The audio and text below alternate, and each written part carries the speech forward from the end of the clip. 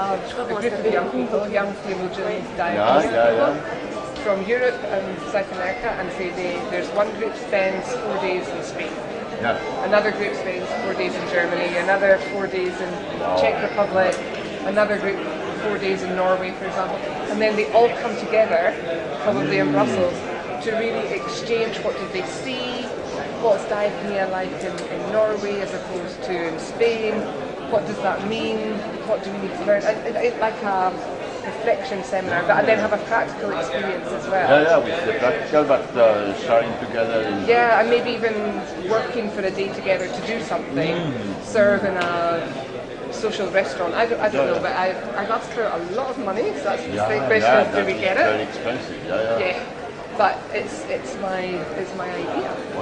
No, but this is a good idea, and especially to work with young. We need much more work with young. And I think it's great you're right here. We've got all these professional services. It's fantastic, but if we don't expand that to younger people in the churches, we're also co-partners in, again, it's a proposal to maybe look at doing leadership training for young people in diaconia. So really how to train diaconal leaders. We're hopefully doing that with the Diaconia Institute in Germany, in Heidelberg. So they're the lead. They think they could have some money to do that. We have a strong interest, and especially in the diaconia, my experience is sometimes we lost concept. It's necessary in one part, but the professionals who take the responsibility in many of the social works lost control of the theological principles who are on the background. And also churches, it's not for the question of the control, it's the question of the value, how those values still inspire. And we know that many of our members who have become more and more professionalised are investing a huge amount of time into that because they don't want to lose it. And it's very good. It's great. But we also have to look at young people coming through, also giving them international leadership, because more and more we have to work together. If you look at what's here doing, what our friend from Greece said here today, this morning from the Evangelical Church, we cannot leave Apostoli and the Diaconia of the Greek Evangelical Church to deal with all the migrants. We should have a network of people who are ready to receive, we know that they're going to leave from Greece, they know they're going to go to Germany, so let's make the connection already. But that is the challenge. And the challenge is to have those people, but with not sometimes the churches are disappear and on the back of this work, especially for little churches. And so, more and more these leaders to trans-European. So this is what we're again hoping we get some money to run a pilot project to develop some sort of curricula where there would be a lot of the stuff would be done in Heidelberg, but perhaps one long weekend or something with your diaconia, looking at the international dimension of diaconia and leadership. And then if we get that right, then we can look to have a bigger pot of money and try and start running leadership training maybe once every 2 years or something. But I think it's needed, and we really saw it in Brazil, investing in young people, and even if they don't work in our organisations, they make change. They're able to do it, and they have the enthusiasm and the energy to go for it. So it was great. It was, it was really well, but very, very good. But hopefully. Then we take them all to Madrid. We take them all to Madrid and we or Madrid. Or Barcelona, We see, but when I was doing the costings, the other thing I thought of actually was to have them all. We start and have everybody starting together in Spain, because most of them can fly directly to Madrid, and it could be cheaper, in fact, rather than then having to go through Paris or Amsterdam or Frankfurt. Anyway, I was trying to work all that out, but I have to wait. Whatever money we get, we'll see what we can make it work. No, but we see, what you want, Well, we should know by the end of August. Yes, for sure. So once I have that, when we know if we've got the money. Yeah. So once I have the results from Otto Familia, and then we will we'll definitely have the Cubans and the Brazilians on board, and then probably, I can imagine, Mexico, Argentina, El Salvador, Honduras, potentially as well. Oh. It's nothing like being ambitious. How many people do you think? I can't remember how many I budgeted for, but I think it might have been like 15 from South America and 15 from Europe to have this sort of like. I was ambitious. Very good. There's You no have point. Always you have very good ideas. There's no point in being unambitious. Yeah. Only God will take us there. Why not us?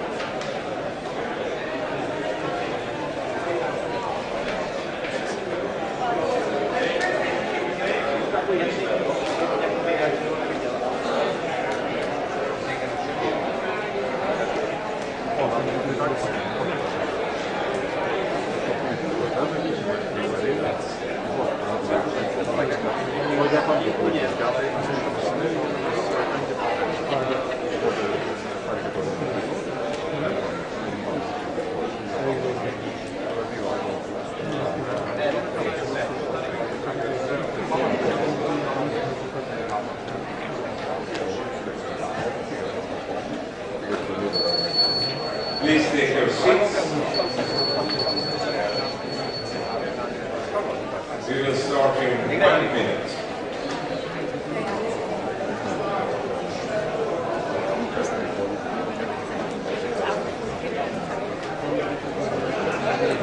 Hello.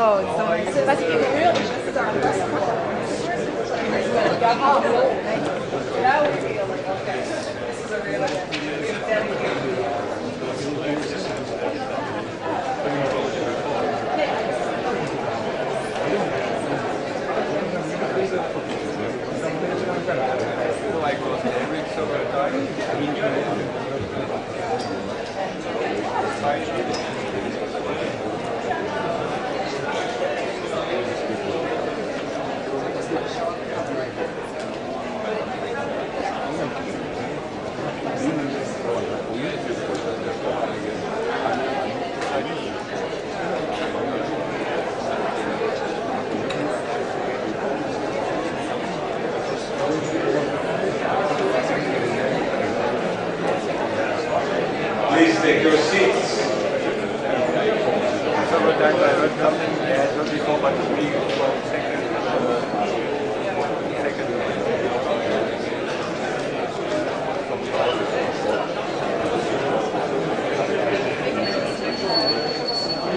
Okay, we will continue our business session.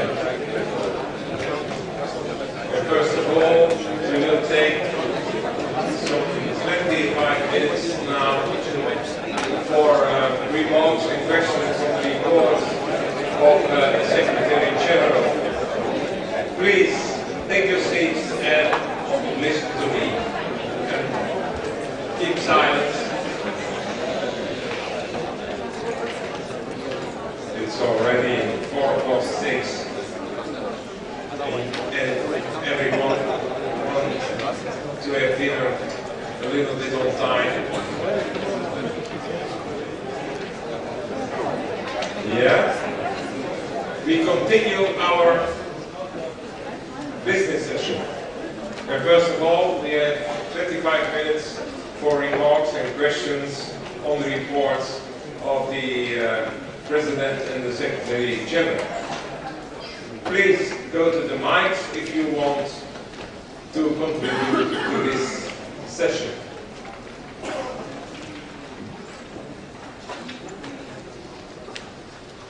And I want to introduce a rule as well. A contribution can't go beyond 2 minutes. So we will check it. And so please be ready to be focused and short. I see one delegate on mic, or the other one, or the others who want to contribute, who have some questions or remarks, please go to the mics. I see one mic 2 and one delegate on mic 4. Okay, please, mic 2. Thank you. My name is Zoltan, I'm Bishop in the Church of Norway, delegate. I have a question since I'm coming from a country outside the EU. And that is actually the reflection you have both as the President and General Secretary on the balance between the work into the EU institutions and to the Council of Europe, especially in times we have now when EU is much more partisan than the Council of Europe, which also includes Russia and countries further east. And when I read the report, I see that you have the Council of Europe in your perspective, but it seems quite substantially less than the EU institutions. And I would also really comment positively that the court case that we have been doing with Holland, that's exemplary. And I think we're going to visit other places too. Okay, thank you. Thank you for your question. Mic 4, please. My name is Jeanette Beringer. I'm a member of the Federation of the Swiss Protestant Churches. I have a question and a comment. The first question is that in the report of the General Secretary, it's mentioned that there should be some efforts to raise the representation of the youth and of women. I would like to know a little bit more about the measurements on this topic. What do you plan for the future? And the second point is I would like to make a comment on the mentioning of the European Christian Convention project that is mentioned in the report, which we really very much appreciate, also the support of the CEC, by the CEC of the project. Nevertheless, in the report it sounds like we would plan to have a kind of a parallel ecumenical assembly planning, which is not the case. I just want to clarify this point because it is stated very often to the project European Christian Convention. Our starting point is to raise issues on Europe and to have a discussion platform on European issues. And we would like to gain members also from churches, also from lay movements, also from civil society to join us within this project. But we would not like to do, of course, some structural new things in this field. We just plan to have the platform and plan an event. And there will be an information, a moral meeting, a discussion, 7:45 until 9 o'clock in the evening. We will have this in the hotel.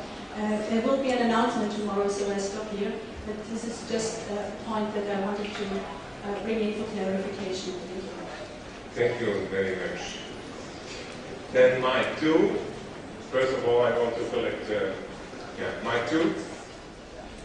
Thank you, moderator. Is it about questions or remarks? Can I say a few words about? Yeah, questions and remarks. Thank you.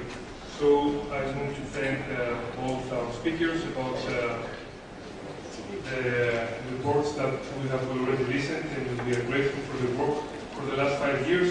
I just want to say a few words about the future of CEC, how we will see CEC and how we can really contribute in a way of its own existence, of the future of CEC. So for the Orthodox world, which is one of the main opponents of CEC, the 25% of the existence of CEC, in 2016 we had a very great event for the Orthodox world, the Holy Great Council in Crete, which is something that took place after so many years of preparation, and some of the documents that they come out from this Holy Great Council are of a great importance, and I would suggest that for the future work of CEC, the document of public and social issues about how Orthodox Church can really contribute to so many social and political issues about the stability and the very existence of Europe. I think we have to take a very serious consideration of these documents and include them to the future work of CEC, especially for the theological background, for the theological reflection, as well as a fruitful contribution of an ongoing process that took place from many decades, and now we have the outcome after the Holy Great Council of the Orthodox Church that took place in the island of Crete. This is my first remark. And you have only 10 seconds left. Okay, sorry, I'm going very fast. Very fast. I want to ask the last minute. I want to ask what will happen with this discussion that took place in Budapest about the merge of CEC and CCNE. I believe it is very important to see those two organizations as one organization. The issue of the agenda of refugees and migrants is very important, and I really believe that we should continue this discussion to see what will happen. I want to have an answer on that, because maybe from the Church of Greece we are very much concerned about the question of refugees and migrants. Thank you. Thank you very much. We have someone on mic 3, and then I go to 4. Please, go on. Moderator, dear sisters and brothers in Christ, my name is Thorvaldur and I'm from the Lutheran Church of Iceland. As a former street pastor, I have one comment or a question to the General Secretary, and thank you both for the reports. I want to ask the General Secretary to reflect a bit more on the comment on Carta Ecumenica that perhaps will lead us more out on the streets, if I heard you right. Can you reflect a bit more about this diaconia project of the church and what you were referring to in your report? Thank you. Please, microphone. I'm Claire Sixty-Deleuil from the United Protestant Church of France, and I will speak in French. La CEC a travaillé, en particulier le comité directeur, a beaucoup travaillé à développer une vision pour l'avenir de l'Europe. Merci pour ce travail, merci pour cette lettre ouverte. Cette lettre ouverte était très politique.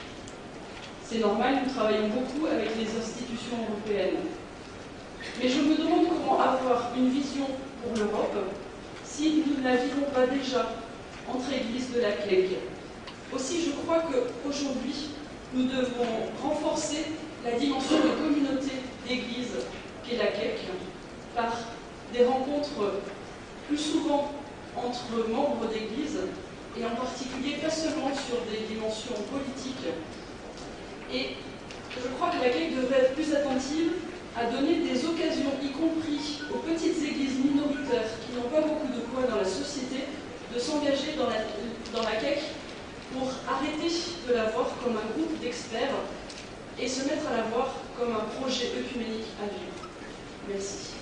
Merci. I have 5 questions or remarks, I think. So I want to give the floor to Secretary General and to the President. You can divide among you who will respond to that. Okay. Short as well, if you want. I think the General Secretary and I would like to just make some positive response to Sergei's point about timing and everything else. The question of communication is always difficult. The activities of the governing board, particularly its minutes, and the minutes include the activities of all the staff, the consultations that take place, the encounters, the visits. Those are all sent to all the member churches regularly. And in a sense, the compilation that both the General Secretary and I did in my written report, certainly, is just put together material that has actually already been sent to the churches. But we all know the problem of sending documents or information to headquarters, and then sometimes, for perfectly understandable reasons, then getting that information out to the real churches on the ground is much more difficult. I want to commend the newsletter, the electronic newsletter. Some people say we send too much of it, but I've heard many good things said about our very regular newsletter as a way of coming in contact. I also want to apologise that the documentation is later than we had all wanted, but CEC has limited office resources and everybody's been working very, very hard. So, in a sense, I understand Sergio's point, but there is need for further thought indeed about communication, and CEC is, and the old governing board is aware of that, and it will be an issue which I'm sure will tackle that. Yeah, I would just like to underline the importance of communication with member churches, which I also mentioned both in my oral report and in the written one, which somebody may sometime read. And as Bishop Christopher was saying, we need to improve our communication with the member churches constantly, and we need to find new ways to involve them. I refer to the regional meetings as a way to enliven, to make more lively this interaction. Serge van der Rohe is right that this printed report came relatively late. We encountered some problems which we have to take responsibility for, but I need to mention that some of these problems didn't depend on us, but of course that is what may happen, and we should be prepared for those kinds of problems also. Indeed, every meeting of the governing board is reported to all the member churches. We send regularly letters. I think the number of letters we sent since the Budapest Assembly to the churches is more than 100. And the report, in fact, is a compilation, naturally made of all of that information. So thank you for the remark and the critical question, and this is how we can respond to it. Perhaps I could respond to the question from Norway. The balance between the EU and wider Europe, Strasbourg, the Council of Europe.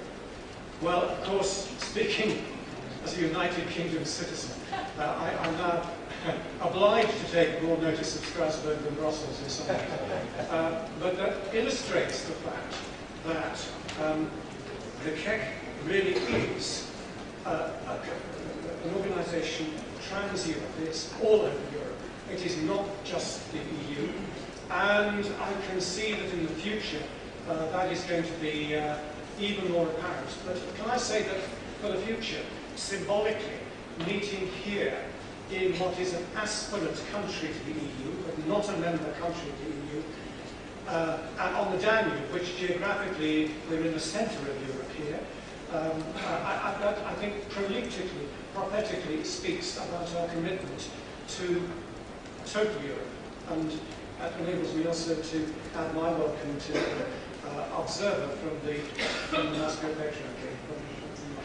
I think we sympathise, agree, and we're sure the direction of CEC in the future will take good care of the importance of the balance that you mentioned. Then the question about the representation of youth and women. Thank you for that question. It's really important that we look for ways in which to respond to the question of so-called balances. Women, young people, but also people of different abilities, disabled so-called, and ethnic and other minorities in Europe. I think our answer is internal and external. We have to be reminded of our own principles when we form our working groups and organize our meetings, that we have a sensibility to this aspect. And the first power and opportunity lies with this General Assembly, when you will elect the next governing board. So, and the nominations committee is working hard right now. I hope also to take into account these aspects. Externally, it means that we need to strengthen and support and develop cooperation with the networks that there are. Ecumenical youth networks are almost forgotten by our churches at this point. The Ecumenical Youth Council in Europe is facing bankruptcy, if you didn't know, or nearby. And so these are really questions to not only to CEC but also to our churches. How could we give the required support for the kind of ecumenical activity and networking that will also strengthen the presence and not only the presence but also the contribution from, for example, young people to our work. Regarding the European Christian Convention, it's a very interesting initiative, and tomorrow evening you have the possibility to attend a dinner where this initiative will be described and you will receive information about it. We in CEC are convinced that it will happen, and we are convinced that it's a positive thing. And we, in no way, we don't think that it is anything one could call parallel to what CEC is doing. And probably when the plans become crystallized and they develop and we continue our dialogue with this movement, we will see what will be the best way for CEC to participate, to be there, to be part of this convention. But these discussions have only begun, and therefore we do not have a clearer plan with regard to that. But indeed, we think it is a boost to ecumenical encounter and interaction between people in our local churches and on all levels of what the church is in Europe. To respond to Metropolitan Gabriel, thank you very much for that. Both the General Secretary in one capacity or another and myself were in Crete. I was representing you, the Council of European Churches, at the Ecumenical Council of the Orthodox Churches home in Greece, in Crete.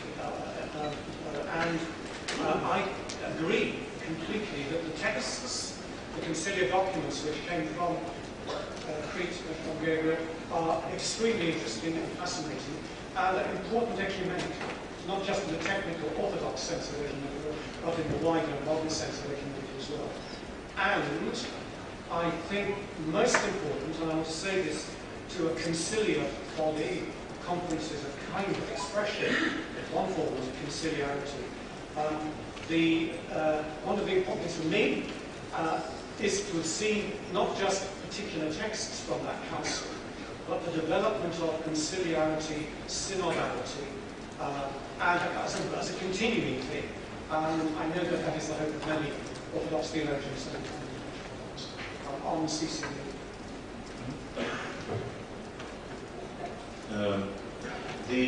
I referred to the mandate from Budapest regarding the hoped for merger of CEC and CCME, and in the printed report, again, there is a more thorough story of the last 5 years, how our cooperation has developed. And as I said, I think we are on the right track right now. The situation right now is that CEC and CCME, for the time being, will remain as separate bodies, separate legal bodies, and with their rules and decision-making bodies working separately, but that we will continue to develop the merger of our everyday work, so that I think already now, as you see, the CCME is present here 100%. All their staff is here, and we work under the same roof, not only concretely in the same building, but also in terms of our programs. We are very well connected and very well synchronized. So I think this development still needs to continue and become closer and more and better organized. We can improve that for sure. Whether the two organizations should in the end also formally and organizationally unite as legal bodies, I am not exactly sure, but that is up to the governing board and the executive committee of CCME to discuss and to plan and to decide. I only refer to the remaining constitutional discussion of CEC this evening. So if we would merge, we would need a new constitution, the two of us. Well, I put most of it to that. Very short. I promise, moderator. Just, I have 2 paragraphs on exactly that issue on page 7 of my report. Okay, thank you. Just 1 minute on the comment on the Carta Ecumenica, the question of Iceland. Yeah, please. I would respond to it simply by saying that sometimes people ask, where is spirituality in your work? And where is spirituality in your work? And I hope that the strengthening of the theological aspect of our work helped, among others, by the return of the dialogue program in its full activity into the work of CEC, so that it will be even clearer and better expressed that all that we do needs to be based on our Christian faith and on the theological process that is related to even the more political aspects of our work. It perhaps needs to be more visible, and I think this is related to the street. It has to be credible on the street, and in the minority churches, and in the situations where where churches do not really by themselves have a political voice. We may be able to render some political voice in some cases, on the European level at least, but we need to relate to the reality of our churches, on the streets, in the communities. And maybe this would be the way I would also reflect on Claire's question. Okay, thank you. And that's an open question as well, because... I can say one. Yeah, please. On Claire's question, I think the experience of discussing the future of Europe in regional meetings, where many more member churches have taken full part in the 4 regional meetings, Iceland, Edinburgh, Volos in Greece, and Prague, that was a high proportion of how many churches? About 80 of a membership of 150 directly participating. Those were issue-centred, but that is a way that certainly the present outgoing governing board wishes to commend to the new leaders. Okay, thank you very much for your responses to those questions and remarks. And I'm sorry, yeah, please. I need to add one thing before we move forward. Okay. But that's about personnel. It's not about the reporting.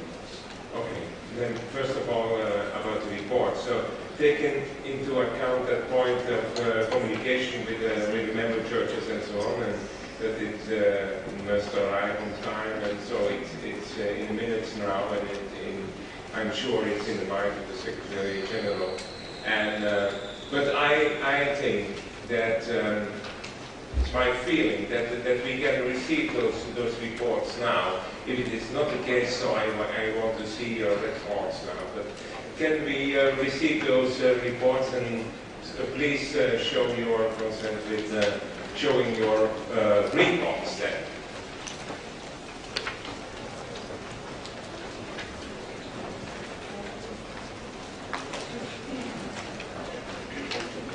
Give them up, yeah, until everybody. Okay, thank you very much. I think we can receive those reports in the big majority. Are there some red cards as well? No. Abstentions? No. So, thank you. There is 2 abstentions. Okay.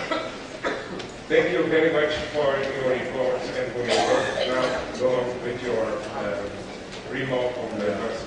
This is a point of clarification.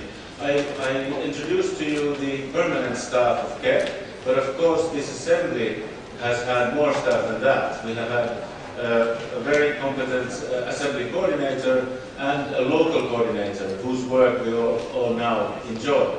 Savi Lorenz from Hungary has been our main coordinator. I think he ran out, just is he in? We will be introduced to him at some point, and Danilo Mikhailovic is certainly somewhere, but they have been working very hard, and as it looks that this assembly will run smoothly, it is very much thanks to very good preparation led and directed by these gentlemen. Yeah, thank you. And now I will hand over the moderation to the moderator. Please, yeah. Thank you, Your Eminence. Now may I ask you all to very silently stand up.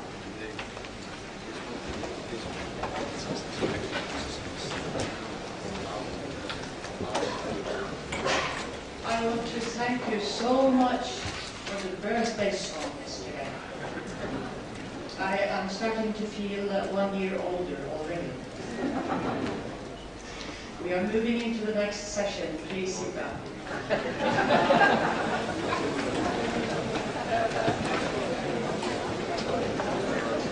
This is also a business session, and we are suggesting, since we are running a bit late and we have notified the worship committee, that we will try and keep it as normal, which means that we will run half an hour late.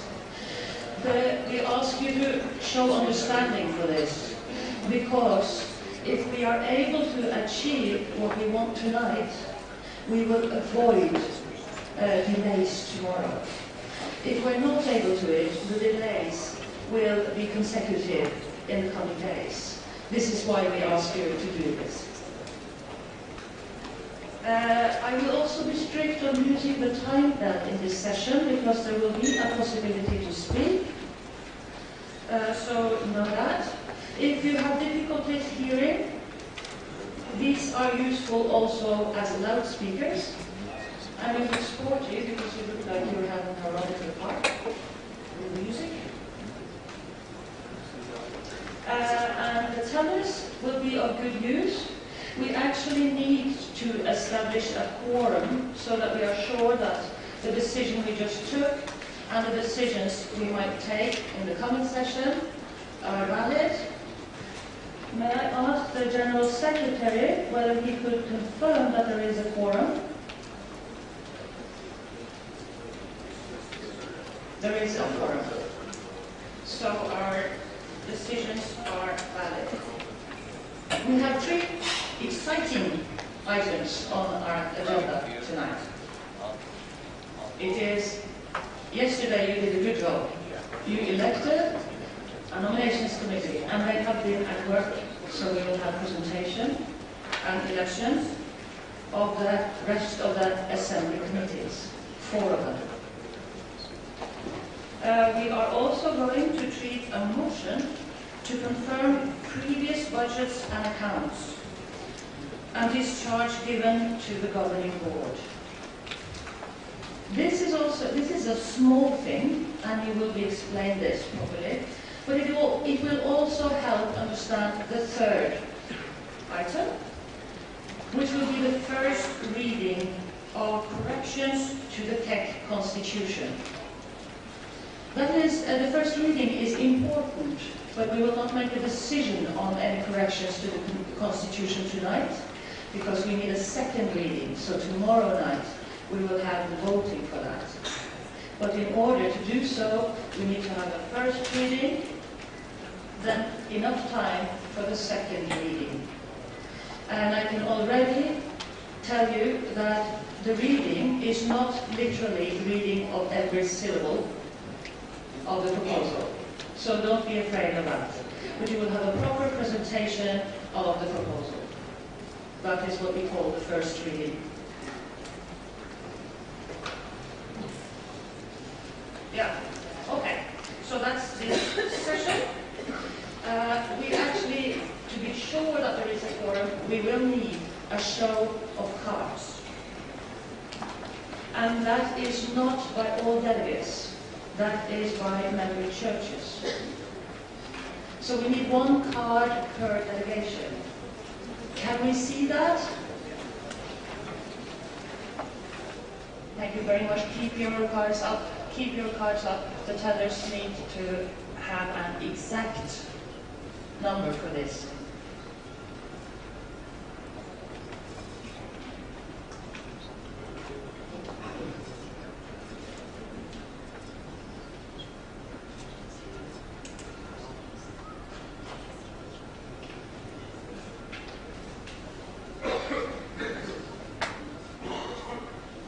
Can the tellers confirm?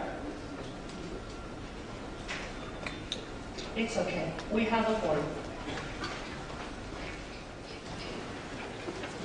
So now we go to the first exciting item, and that is the General Assembly committees. The Nominations Committee have established itself, and I invite the chair of the Nominations Committee, Reverend Jenny Högren, to present the list to us. Please, Jenny.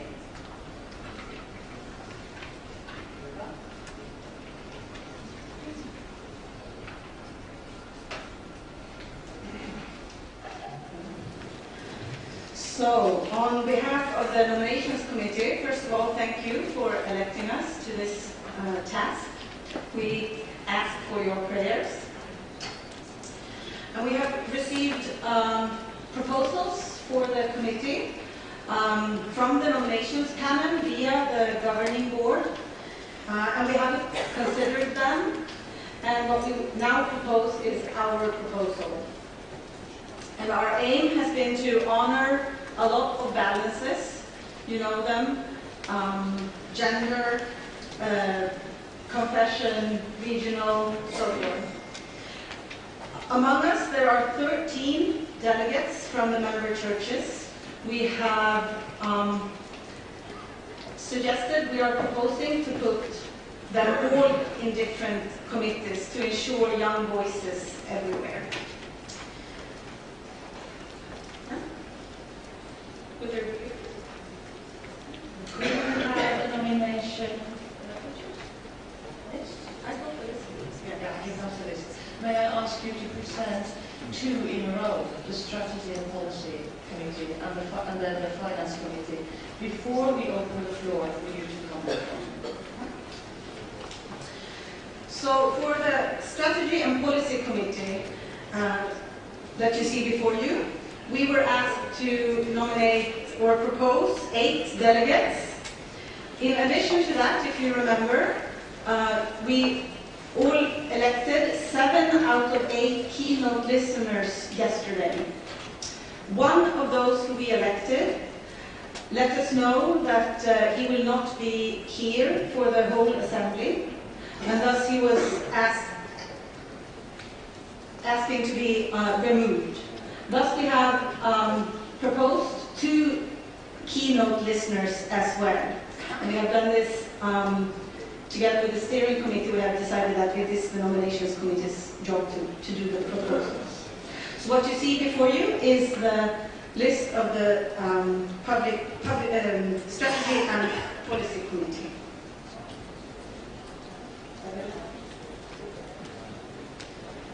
Bear with me then with the pronunciation. The Right Reverend Nick Baines, Miss Emma Johnson, Reverend Peter Chacho, Reverend Anders Galigård, Miss Diana Erdelini, Reverend Serge Fernando,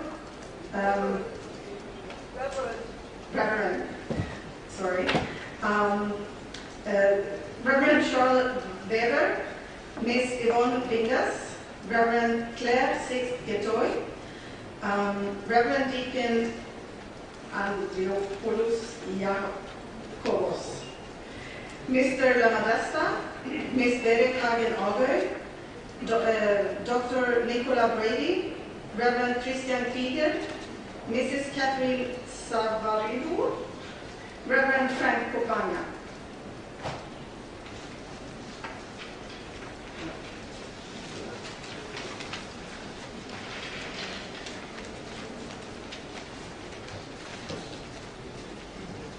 So that is the Strategy and Policy Committee's proposals.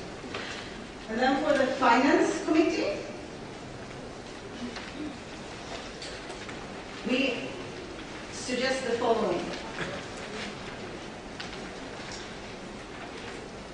Professor Dr. Marina Koulopoulou, Metropolitan Joseph of Western and Southern Europe, Mr. Nikola Jovic,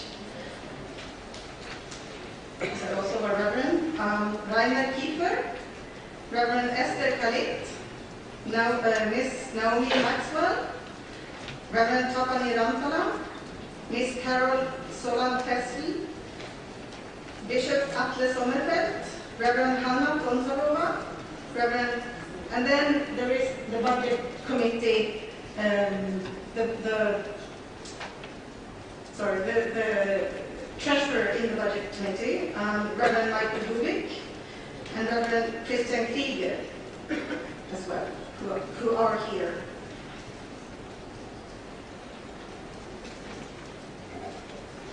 Thank you very much, Jenny.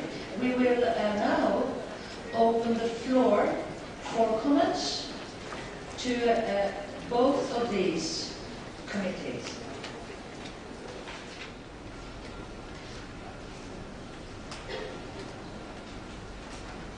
So, are there any comments to the Strategy and Policy Committee? Yeah.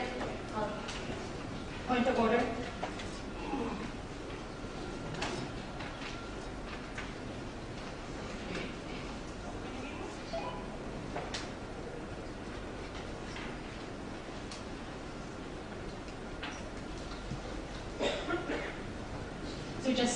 just point of order. I am HASAC. It's not Reformed Church. We are a liturgical church which is not Lutheran and not Reformed. We are HASAC. Thank you. And just for correction in this paper. Thank you.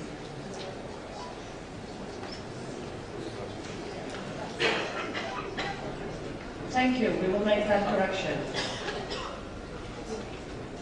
Any more comments on the Strategy and Policy Committee proposal? I see none. And are there any? Yeah, there is one. Microphone 4, please. Claire Sixto from the United Protestant Church of France. It's just a question of clarification. Christian Krieger was proposed for both commissions, so both committees, and I've understood that it's in the second committee. He has to be because he is in the budget committee, but he can't be in both committees. So you just have to explain why you have put him on the two lists. Thank you.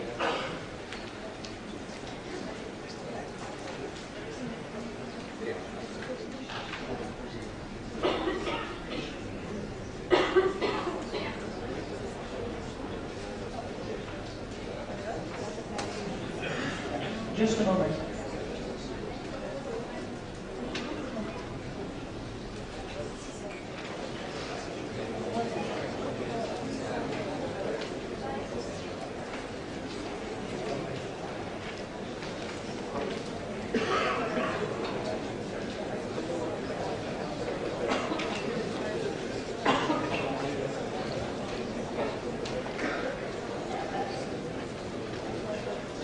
So thank you.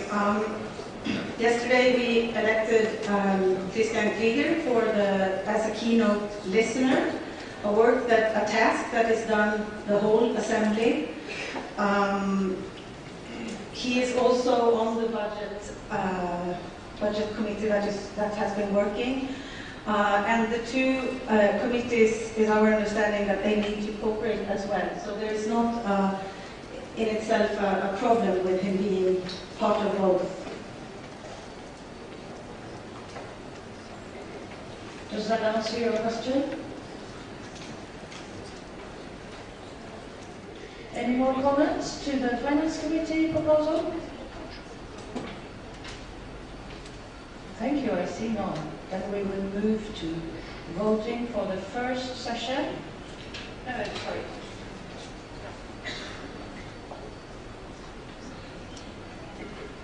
Can I then move to the Strategy and Policy Committee candidates? Can you please stand?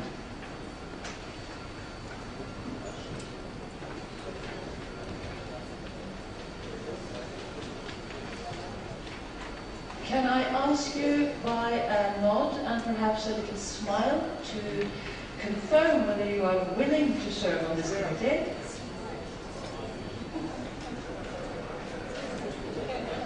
Thank you very much. We have a list of candidates and we will move to voting. Do we have the right list there? Yes, we do. We will, because we have no other proposals, we will vote on this list as a whole. May I see, for those who are in support of this proposal, that is the whole list, a show of green cards. Keep them up, because this is important for the tellers.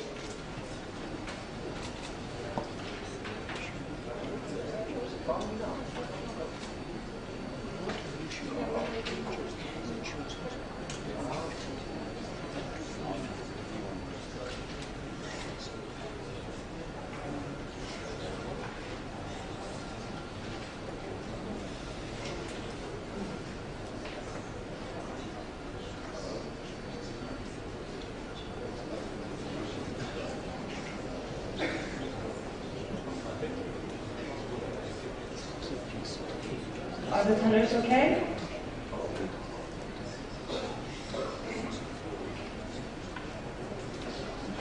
Thank you very much. May I see a show of red cards against this list? Thank you. There are no red cards. May I see abstentions? The white card. Thank you. We have now elected a Strategy and Policy Committee. Congratulations to the Assembly.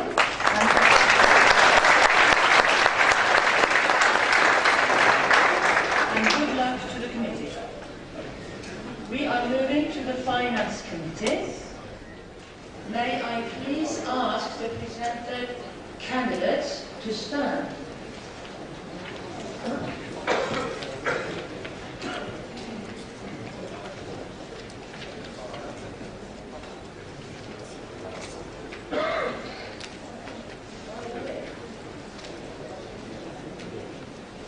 So, may I ask you to nod and perhaps smile if you're willing to serve on this committee?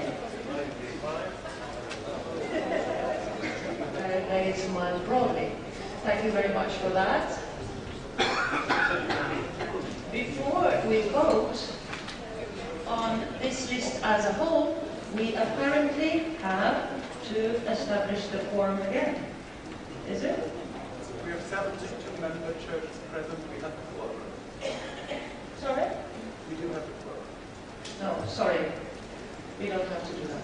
That's good. So we will move to voting on the list of the Finance Committee. May I see a show of green cards from those who are in favor of the Nominations Committee proposed list?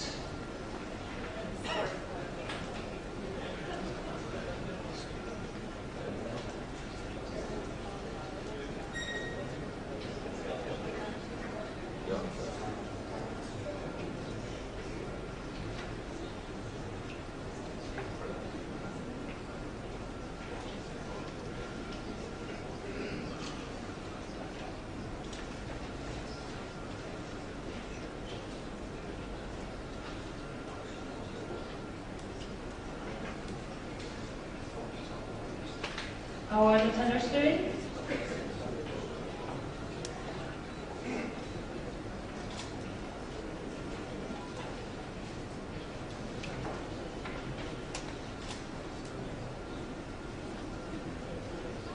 Thank you.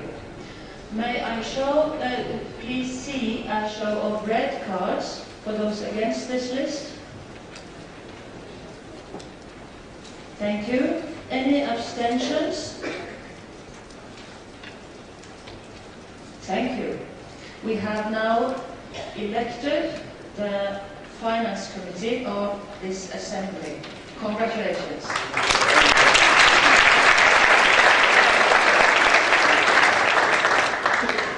And to the committee, keep smiling.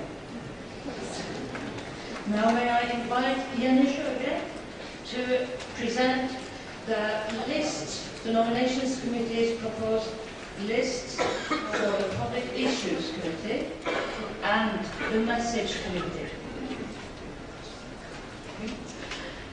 So the same applies for these two committees, and our proposal for the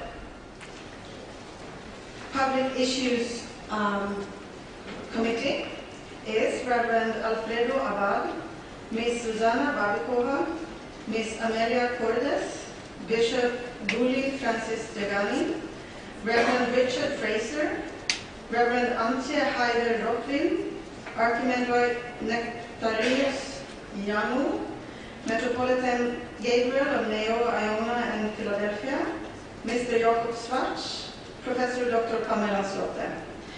And as the committee met over lunch, the Nominations Committee, we got a word that Metropolitan Porphyry of Zagreb and Ljubljana from the Serbian Orthodox Church are unfortunately unable to be here all the time during the assembly. We tried to have a Serbian Orthodox voice in this committee, but we decided to urge the committee to seek his advice or the Serbian voices so that they are present, although we did not have time to find another delegate for this committee. Thank you very much. Now we open the floor for questions and comments. Oh, sorry. We are sorry about that. We will also have a presentation of the message committee. So for the message committee, we propose Metropolitan Cleopas of Sweden and North Scandinavia, Reverend Canon Aled Edwards, Mr. Zdropolju Upiparipovic, Dr. Esther Kodachi-Simon, Bishop Joachim Manukyan, Reverend Alison MacDonald, Reverend Christian Ward Pedersen, Miss Lee Catherine Schlenker, Reverend Letizia Tomazone, Mr. Timotheus Zinosos. And I truly apologize for my pronunciation of your names. Thank you. Those are the proposals from the nominations committee. The floor is open for questions and comments. Is that a point of order? Can you please go to the microphone if you want to speak?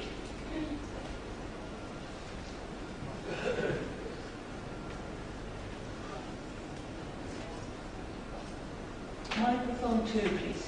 Thank you. Anna Tunzarova, Czechoslovakia Centric. Again, I'm sorry. Public issue committee, I cannot see the Central East region at all there. If it would be possible to have there one person from Central East region. Thank you. Are there more comments? Questions? May we ask the chair of the nominations committee to comment on that?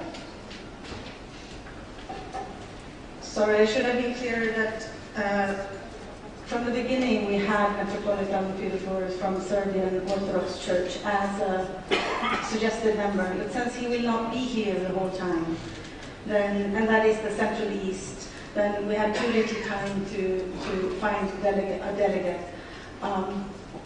So this is our proposal, and I think the order is that you are welcome to challenge that. Please go to the microphones if you have comments to this. Microphone 3, please. Yeah, okay. Peter Chacho from Italy, Methodist Church. As a solution to this problem, we could write the name from the Serbian Church, as least it's in the records. And you've asked them to listen to his advices. So at least it's a solution. It's a proposal.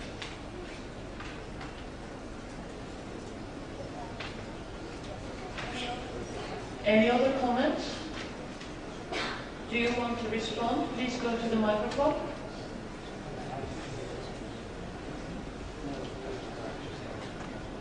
That could be a solution, or we can suggest Andrzej Kuruc, who is a Lutheran, Slovak Lutheran church.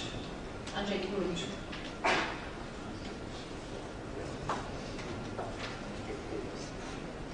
Thank you. We have a proposal here. Any more comments? May we ask the chair of the nominations committee to comment on this?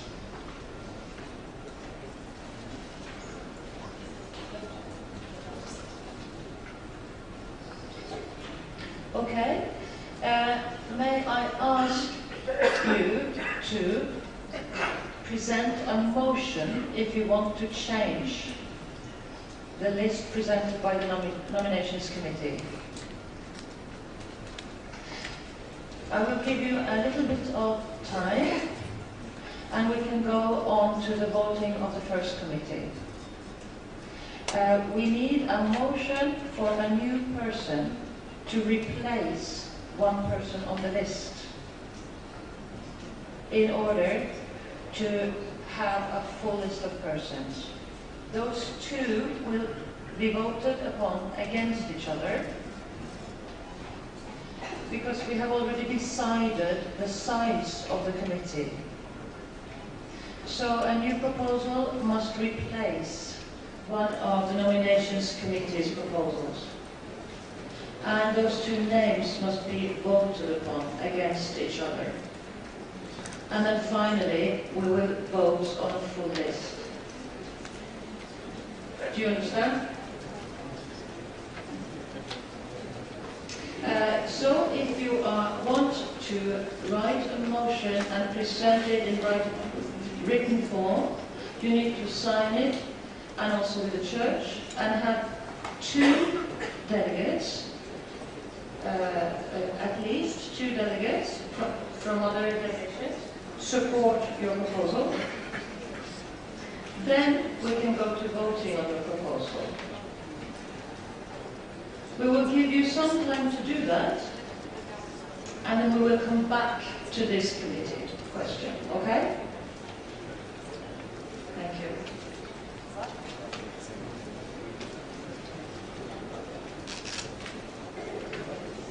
One correction.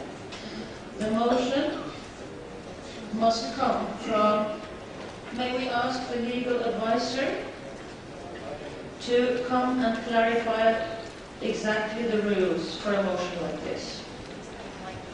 Thank you. Sorry. It's not a contradiction, it's just an addition. An alternative candidate can come only from the same region and church family as the person that is going to be replaced by the competitive vote in order to keep the balance of the list as a whole.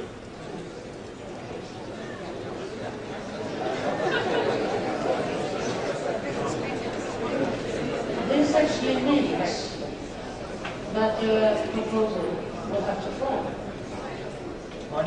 So what you have to do then as an assembly, if you want to rectify the sub-regional balances, you will have to reject the nominations committee full list. And with that, it goes back to the nominations committee. So you still have a chance to rectify it if it is very important to the assembly. You will then vote no to the full list. Is that clear? I will remind you that committees need to start working quite soon, so we will have to have a new proposal in the next business session if the nomination committee's list is rejected. Keep that in mind. Any other comments on this? Thank you. We will then go to voting for the first list, and that is the Public Issues Committee. Can we have that up on the screen?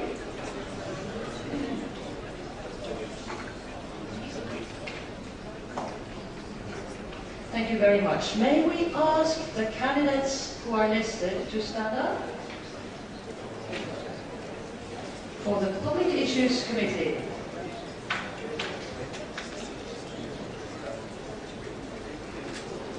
May I ask you if you are willing to, and perhaps also in a good mood, to take on this task?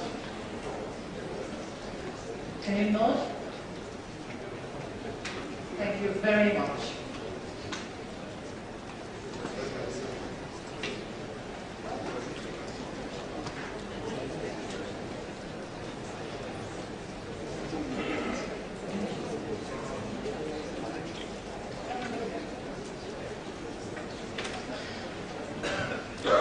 Thank you very much for this. We will then go on to voting. Remember that there was a question on the regional balances on this list.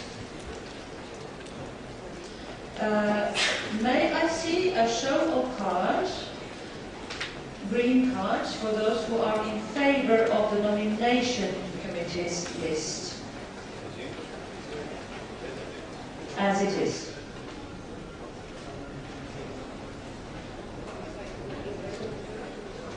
Please hold your cards.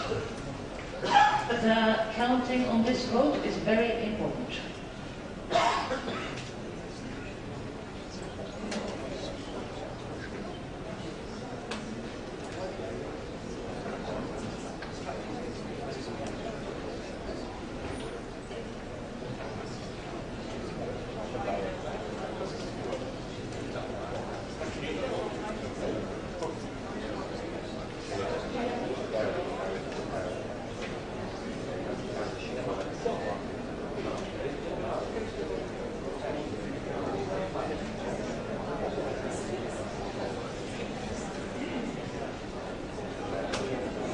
Thank you very much.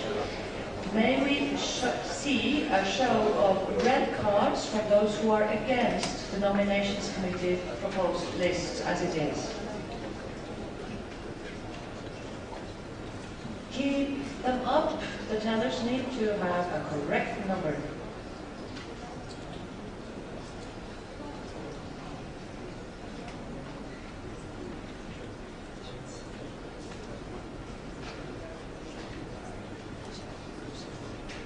Thank you. Are there any abstentions? Please show a white card.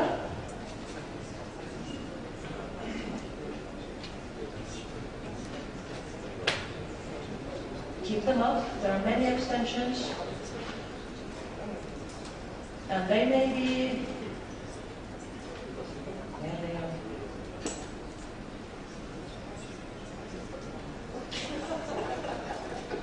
Thank you.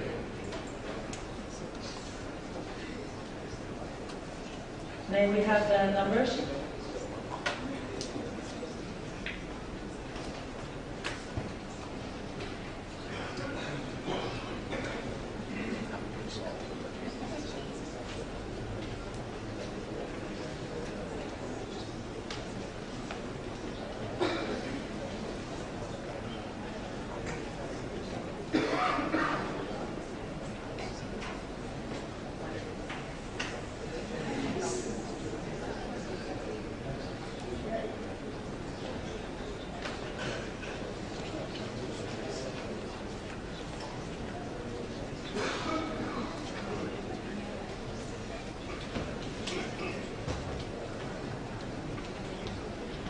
We're only waiting to get the right figures, so we will soon have an answer.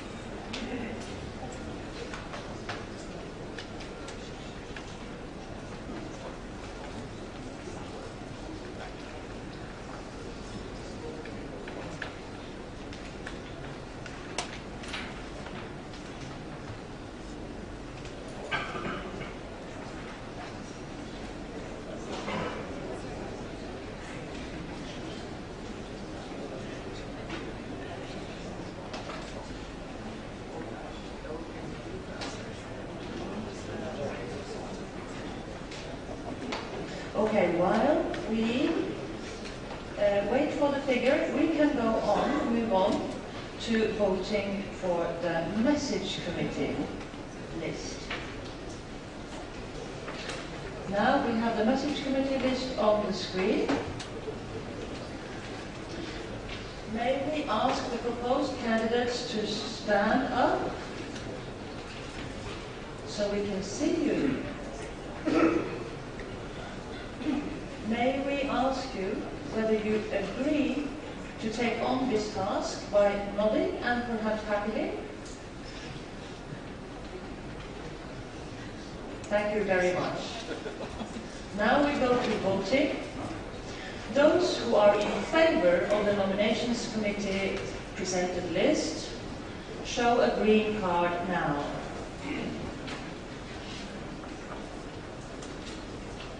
And keep it up. It's good exercise.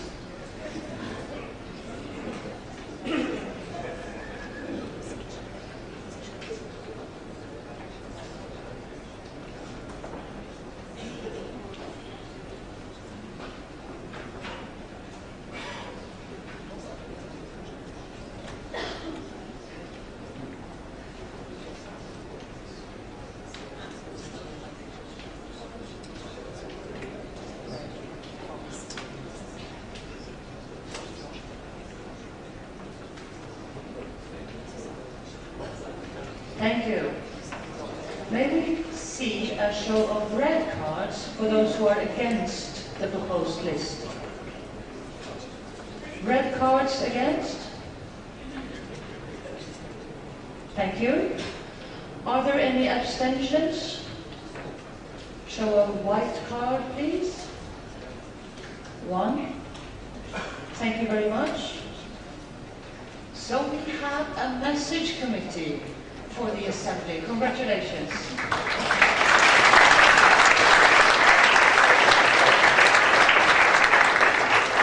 And good luck to the committee.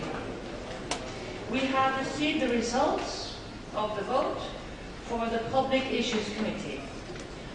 There are in total 77 votes in favour of the Nominations Committee's presented list as it is. There are 15 votes against the Nominations Committee's presented list. There are 16 abstentions of a total votes cast of 108. So we have elected a Public Issues Committee. Congratulations.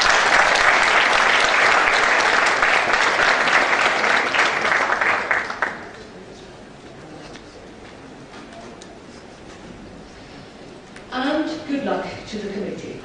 I briefly hand over the word to Jenny Frögren to say something more about the Nominations Committee's work in the coming days. Thank you. So our task ahead is to propose president, vice presidents, and a governing board. And it is still possible for the member churches to make nominations. And you can do this by handing a written paper, the form, to me, for example, or to email an email account that I think can be posted. 2018 GA nominations@gmail.com. I hope it will be posted around later. However, in order for us to be able to do the proposals by Sunday midday as planned, we need to have all the nominations the latest by 6:00 p.m. tomorrow evening. So we hope that you will honor that. Thank you. Thank you very much to the Nominations Committee. Here is the email address. You will find more useful committee addresses in your handbook if you have important information and proposals to the committee's works throughout this assembly. We are now moving on to item 2 for tonight. And that is something I thought was boring until I spoke with one of our legal advisors who is able to make anything quite fun. May I invite, this is the motion to confirm previous budgets and accounts and discharge given to the governing board. May I kindly invite Mr. Andreas Henriksen Aarflot to present the issue. Thank you. Esteemed moderator, I move on behalf of the governing board that this General Assembly confirms the approval of the budgets for 2015, 2016 and 2017 and the accounts of 2014, 2015 and 2016 and confirms the discharge granted to the governing board regarding to the exercise of its mandate during the financial years of 2014, 2015 and 2016. The reason for this is that the budgets for the years 2015, 16 and 17 and the accounts from the years mentioned have previously been sent to the member churches for approval assuming that this would suffice to meet the requirements of the written procedure of the General Assembly. However, the Constitution requires that the General Assembly to be made up by delegations from the member churches, the size of which is laid down for every category of churches according to its numerical size. And the member churches must inform the conference about the composition of their delegation, including the names and addresses of the delegates. This has not happened for the written procedures in question.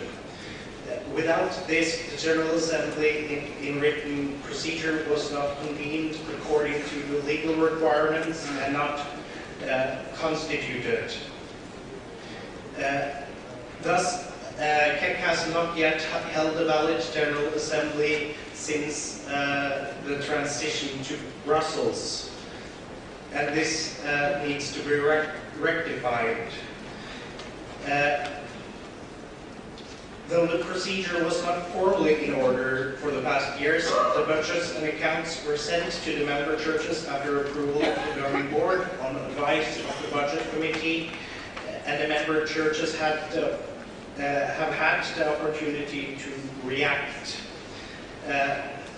There has therefore been an informal agreement on the budget and accounts, and no objections have been raised by the member churches through this written procedure. Therefore, the Assembly should now formally confirm these past financial documents in order to provide legal security. The documents in questions are uploaded in the delegate section of the Assembly website and can be found there. And finally, just to be clear, the budget for 2018 and accounts for 2017 have not previously been sent to the member churches for approval via the written procedure, and they will therefore be considered by the Financial Committee of this General Assembly before the formal approval. Thank you. Thank you. May I now open the floor to any questions for clarification or comments to this presentation?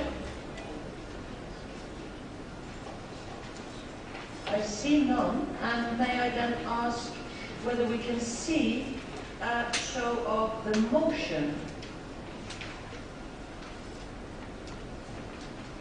May I ask Mr. Orflot to read the motion?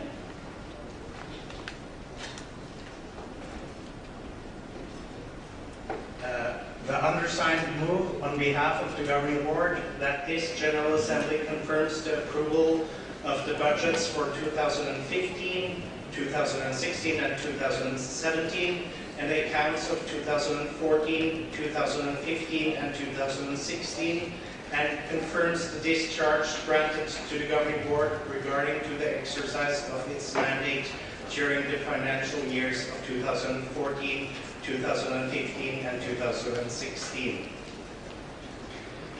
Thank you very much. We move to voting.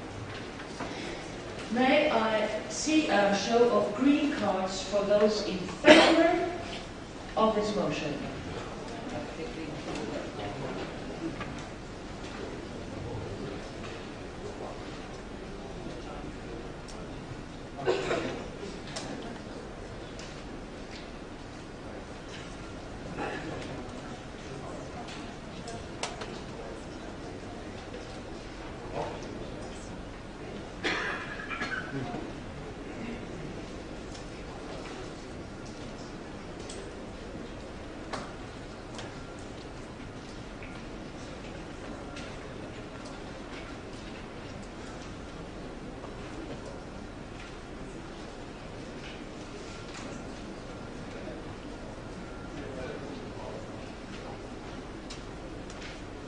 Thank you. May I see a show of red cards for those against this motion? I see none. Thank you. May we see a show of white cards for those who abstain from voting.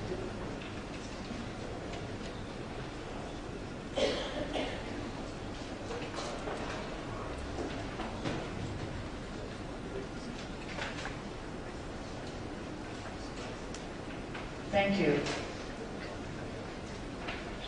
The motion is carried.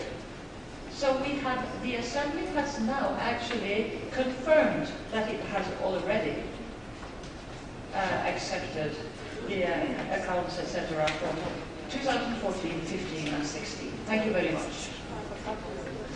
This gives a little background to our next item, which is the first reading of corrections to the CEC Constitution. I would first remind you that a reading does not mean that we will read the whole Constitution aloud with corrections. It means a proper presentation of a proposal for corrections to the Constitution. You have received, for instance, a synopsis of the current Constitution of CEC and the proposal for corrections, and that is in the delegates' extranet site. You find it under the resources for delegates, A and D, 01 synopsis of the Constitution, etc. So this you shall have received in advance, so that should be known to you. But I remind you, just because it's there easy to see what the changes are with the setup of this document. Okay, the proposal comes from the governing board, and so before I invite the President of CEC, Bishop Christopher Hill, to present it, I will remind you once again that we will not vote on the actual constitutional changes tonight. It's the first reading only. Welcome, Bishop Christopher Hill.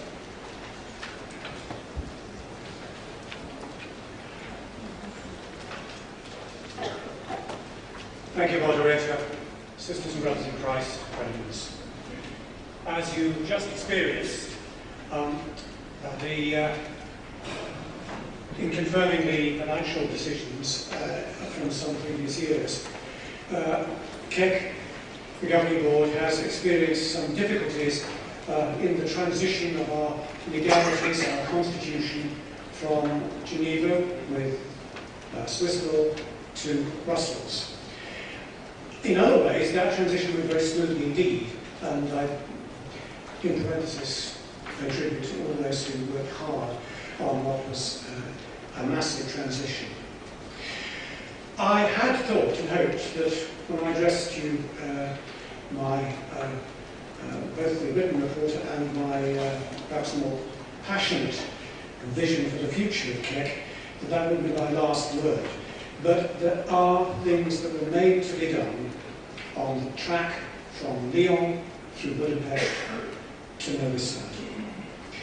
And in Budapest we had a strong and broad mandate to complete our constitutional reform, and we've used this mandate to the best of our knowledge at the time. To the best of our knowledge at the time. And the Executive Committee and plenary of the Church and Society Commission gave us all the support we needed, and they acted, of course, as we did, with the knowledge that we had at the time. But I want to pay tribute to Church and Society Commission for their collaboration as we came together. Now, we've received clear, persuasive legal advice from Brussels that the version of the Budapest Constitution adopted at Leuven in 2014 and then duly registered with the Belgian public authorities was not in fact perfect. And in fact some parts, we are now professionally and very expertly told, lack the detail or format that Belgian law does require. Furthermore, in some parts, the existing constitution contains provisions that are actually incompatible, apparently, with Belgian law as it now stands. So when we received this counsel, it was too late for the governing board to rectify the situation by using the procedure which was approved at Budapest. To our understanding, and indeed according to Belgian law, the Budapest mandate does not cover any corrections to the constitution, and that's what we now engage with, however necessary and important. Any corrections that come after we completing the process of slipping CEC into the legal framework of Church and Society Commission. So because of this limitation imposed upon us, legal limitation, we cannot complete the process in the way the governing board would have liked, and which we also clearly do owe to CEC for the future. But the present governing board would not wish to leave our responsibilities in terms of governance of the conference without having done our best to rectify what was done out of lack of knowledge that we now possess, with the best of intentions and the knowledge we had at the time. We would like to go on with the comforting knowledge we've done everything possible we could to give CEC a secure and solid legal base according to the wisdom we now possess very professionally. So we need your help. So I kindly invite the General Assembly and you as the delegates of your churches to adopt the proposal, not tonight, first reading, of a corrected version of the Constitution of CEC. We will need to ask, we do ask, for your confidence and trust, because we cannot go through all those long and very detailed discussions that many of you are present for in Budapest again here at this General Assembly, when we have more important things to do. Nevertheless, we want you to understand why we propose to proceed as we do, and of course seek your agreement. You are the sovereign assembly of CEC. It is your decision. We'll give you some general examples, not all of them, why we feel it's necessary for life and work of CEC to adopt the corrections tabled. So I'm now going to invite our legal advisors who have been supporting us in our discussions with the Belgian law firm which specialises in international non-profit organisations.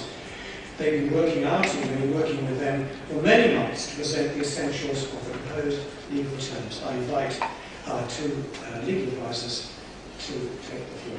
Thank you. Over to you.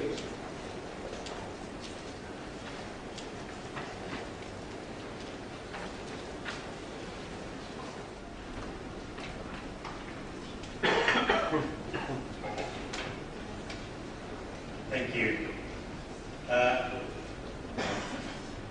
To reiterate, at the last General Assembly in Budapest, let me just ensure that this is up. At the last Assembly in Budapest, the General Assembly of CEC spent hours and hours and days on the constitutional discussions and finally adopted the Budapest Constitution. In Article 17 of that Constitution, it lays down that the Governing Board shall take all actions necessary to establish the restructured conference as a legal body under Belgian law with its legal seat and headquarters in Brussels as soon as possible, have the legal body of the conference under Swiss law transferred or dissolved no later than 1 year after the establishment of a legal body under Belgian law.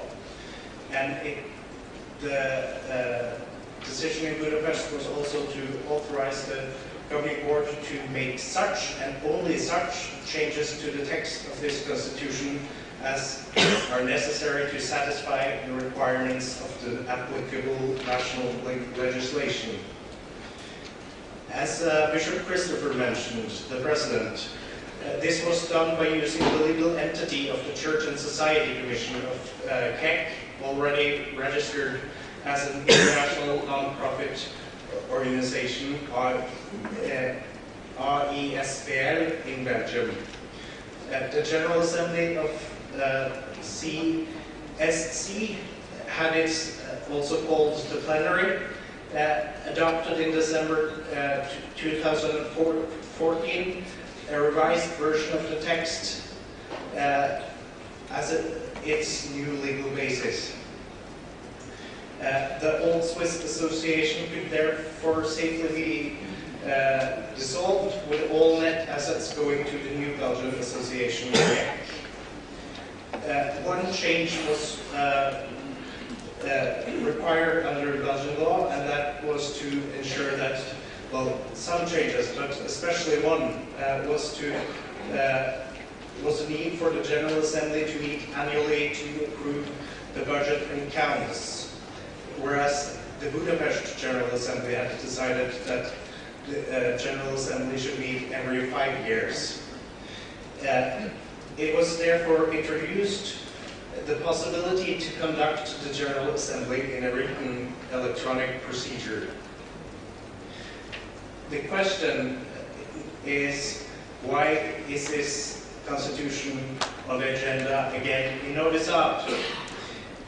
When preparing the General Assembly in Notice Out, several issues surfaced indicating that there might be serious problems with the text as it was adapted at Leuven in the General Assembly of CEC. One was the question if the General Assembly in its annual proceedings had at all been constituted, as we touched upon in the last decision of the General Assembly here in Notice Out. The Assembly Planning Committee therefore set up a legal team to examine the Leuven Constitution and compare it very closely with the Budapest Constitution. And based on this comparison, the governing board decided to consult a law firm specializing on international non-profit associations in Belgium. They confirmed the concerns we had and pointed to more problems with the Leuven Constitution. These concerns are explained in more detail in document AMD 2, which you will find in the documents published on the website. And my colleague, Patrick Schnabel, will give you more details.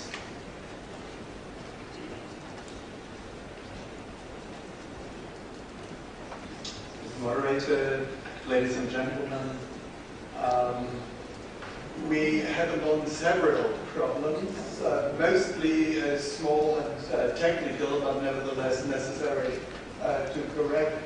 One I find personally very tedious, and that is that Belgian law requires several provisions that we used to have in the CAC bylaws in Switzerland to be uplifted to the level of the Constitution, because the reasoning behind that is in Belgium, international non-profit associations have more liberties than domestic associations. And the price we have to pay for that is that the state wants to know what we are doing and how we are doing it. And that means that those provisions need to be in the statutes, what we call the Constitution, because that is published in the official gazette, in the Moniteur Belge.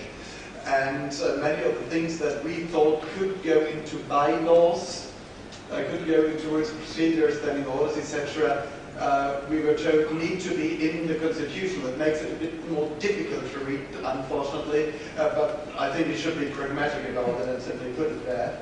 For example, everything that concerns membership rights, how you become a member, how you withdraw from membership, etc. The same applies for all those persons and legal bodies within CAC that have the authority to sign for CAC extra and intrajudicial. And that's basically the things that needed to be solved. And some things simply weren't met that are formal requirements of how you have to phrase things in order to be acceptable. And some changes have been introduced that were not originally in the Budapest text. For example, some of the changes that were necessary caused problems. For example, the written procedure. You've seen that now we haven't had fully constituted General Assembly. So we needed to reapprove the account, so to speak, and that's because the procedure created in the Löwen text is a bit complicated and has some legal problems. One of those problems is that member churches can unlimitedly transfer their voting rights among each other. The idea was that that would make it easier to hold these written assemblies, but in fact that would mean that we could have a General Assembly with only 2 persons attending. And that's probably not what CEC is about. The term of office of the governing board had in the wording become unclear, and you can read it to be 20 years instead of the 10 years intended. And some of the changes introduced at Löwen were not covered by that Budapest mandate that said that such changes, but only such changes are allowed that are required by Belgian law. Some of the changes introduced simply weren't required by Belgian law, so there was no mandate to do that. Small things, nothing serious, but a legal problem. So the idea was in those issues to go back to the original Budapest text where that is possible under Belgian law. And having pointed out to this reasoning that it's always the Budapest text that should prevail unless Belgian law requires other, I have to apologize for one mistake. So we need to correct the correction in one point. And in Article 3 of the document that you have received, the AMD 03 document, there was one thing missing that was originally in the Budapest text and that we accidentally left out, and that is who is fixing the membership fee. And that must of course be the General Assembly, as has been pointed out to me by 2 very clever young youth advisors to this assembly who compared the text again, which we've done a dozen times with a lot of people, and we haven't seen it, and they've seen it, and that's a good proof why it's good to have youth advisors here who have a fresh eye and a fresh mind and a good brain. So we need to correct that in the text that you've received. So it's of course the General Assembly fixing on the proposal of the governing board the membership fees. But that's just a side notice, going back to the Budapest text on that issue as well. So why is this General Assembly asked to correct the text, and how are we going to proceed? The governing board asks for your support to the corrections that have been negotiated with a specialized Belgian law firm. And we really, I've been speaking for quite some time now, but I hope that it doesn't take up all the evening, because we really want to focus on the content and not on more formalities, as we did for quite a time in Budapest and also in Lyon. And we see no possibility to make amendments to the negotiated text with the Belgian law firm, because they are not here. These specialized lawyers cost €500 per person per hour, so we didn't bring them. And therefore we cannot be in touch about potential amendments. Therefore our request is to simply trust their wisdom and the decision of the governing board and accept the proposals as they are laid on the table. Let me just explain, I won't explain this because you've heard it from Andreas before when it came to the accounts. The written procedure was not done properly. Just one thing that I'd like to highlight in that, there was one provision in the written procedure that when the email with the request for approval of budgets and accounts is sent out to member churches, those member churches that do not reply to that email, even without verification of the email has reached them at all, would be counted as yes votes. And in practice, that would mean that we have now 115 member churches. If something like 60 member churches voted no, and the rest didn't reply, it would still be a passed vote. And that's probably something that the Assembly wouldn't want to stand in that form. And also we've received complaints that 30 days for the whole procedure is very little time, because the internal proceedings of a church, from the moment the email appears in some account until it's read and everything is simply too short, so we should give member churches a bit more time than 30 days to check the budgetary account and to react. So we have made a proposal for an enhanced procedure with 2 months and with non-replies being counted as abstentions, what they really are. So you get a more clear ratio of yes and no votes, and the non-participating member churches don't dominate the result of the procedure. Then I've said that what I find very tedious, we need to give a lot of detail on the level of the Constitution. This is just one example. The General Secretary is under the Constitution allowed to sign in the name of the conference. So here's a body of the conference, and for those bodies we need to be a bit more explicit of how they come into office and how they can leave the office or be removed from office. And we had in the old text that was Budapest and Leuven as well, we just had this sentence, the governing board shall appoint a general secretary.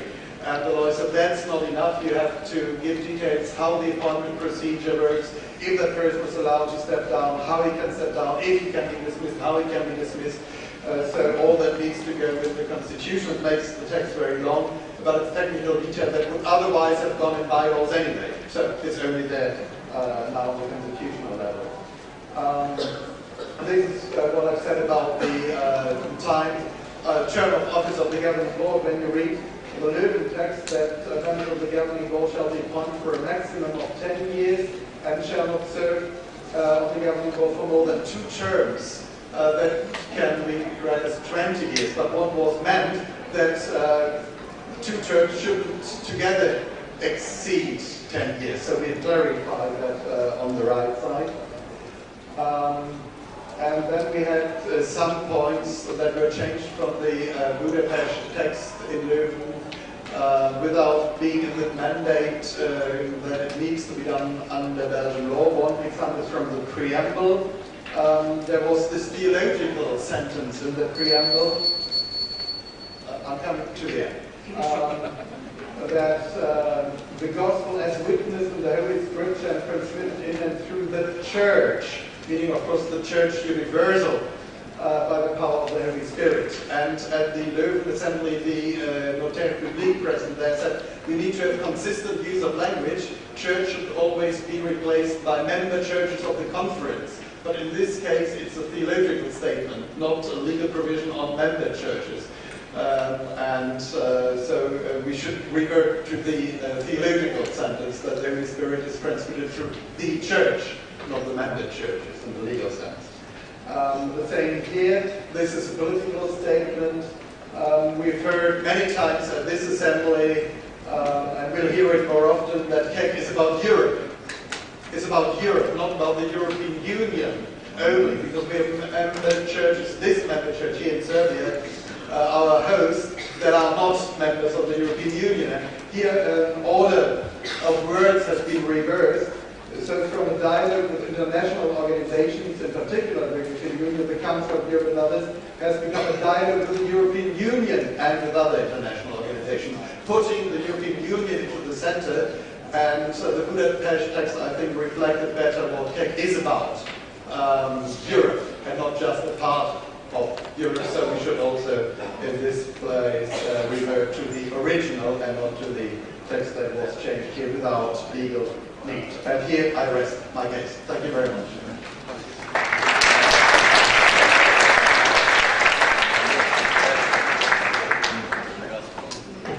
One sentence more.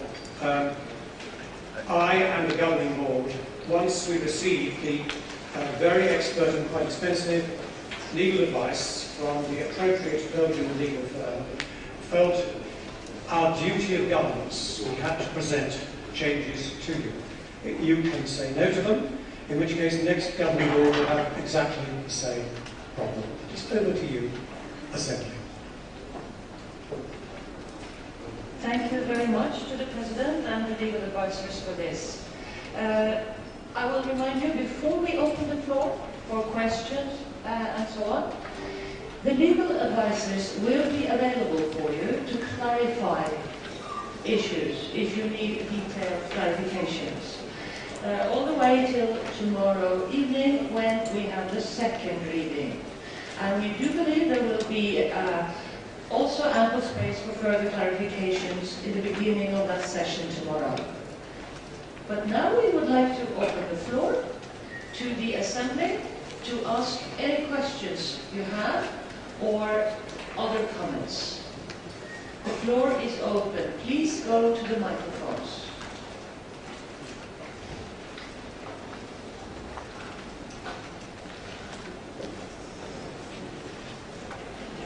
Microphone 2, please. Peter Grömer, Evangelische Kirche, Lutherische Kirche in Österreich. Diejenigen, die das Vergnügen hatten, in Lyon und Budapest bei der Vollversammlung anwesend zu sein, wir haben damals bemerkt, dass ich zu verschiedenen Dingen kritische Anfragen gerichtet habe und Vorschläge unterbreitete. Ich hatte mich vor allem vor Budapest auch bei belgischen Kollegen erkundigt und die Auskünfte, die ich erhalten habe, gehen jetzt in die Richtung hin, wo wir uns jetzt bewegen. Offensichtlich hat man damals in Budapest nicht ganz richtige Auskünfte erhalten. Ungeachtet dessen muss ich Ihnen als Jurist und Anwalt Folgendes empfehlen. Das gesamte Papier ohne größere Diskussion anzunehmen. Wir befinden uns nämlich juristisch gesehen auf einem mehr als dünnen Eis und wenn wir irgendwie anders handeln, passiert es, dass wir in dem Eis einbrechen und als Keck juristisch gesehen ertrinken. Ich könnte Ihnen das im Detail erläutern. Ich darf nur auf eines hinweisen. Keck als Schweizer Verein existiert nicht mehr. Und wenn der belgische Verein nicht nahtlos jetzt, ich sage es jetzt, saniert wird, dann haben wir lauter juristisch nichtige Konstruktionen und das könnte sehr gefährlich werden. Ich kann Ihnen daher nur empfehlen, die Sache so wie sie ist anzunehmen. Ich habe mich vorher auch schon bei unserem Legal Advisor, allerdings schon ab März, etwas schlau gemacht und erkundigt.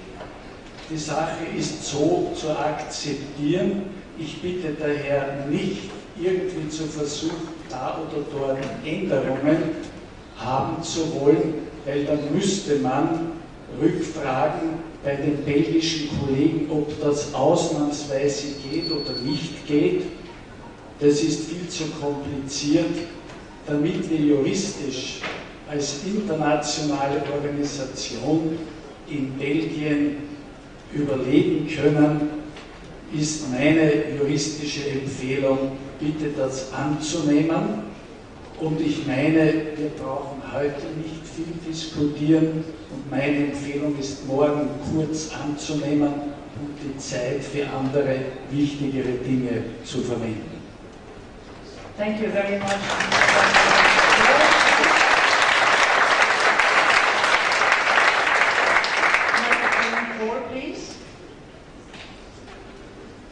Director, such follow Reformed churches in Switzerland.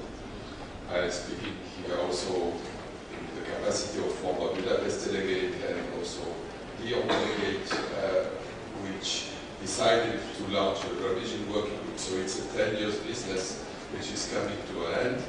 And just to explain to you a little bit what's the background of the whole process, we had to engage with KEC, and why you have in your folder some documents coming out of my office. I'm very thankful for them to publish it, but they are perfect. I can just quote the report of the President.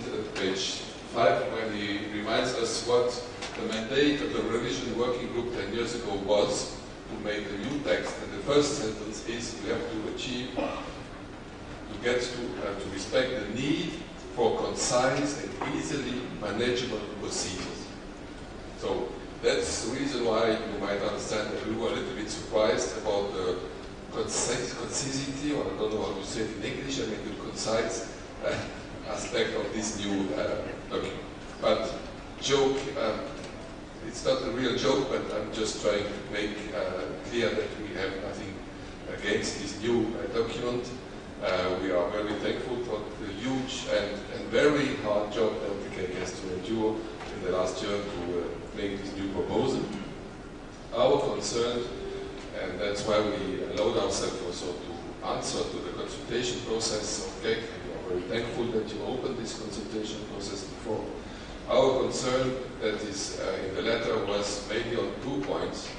The first is obviously legislation changes and has changed since 2013 and will probably change again. So we were a little bit concerned about the stability of the Belgian legal system and what will happen if the system is changing again.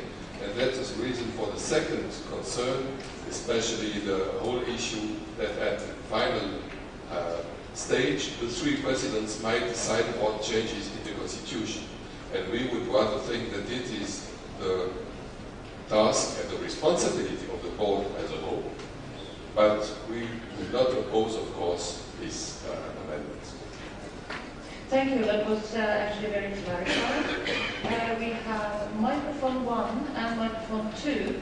May I ask that you keep it short now? We want to come to a conclusion of the session. Not now. So microphone 1, please.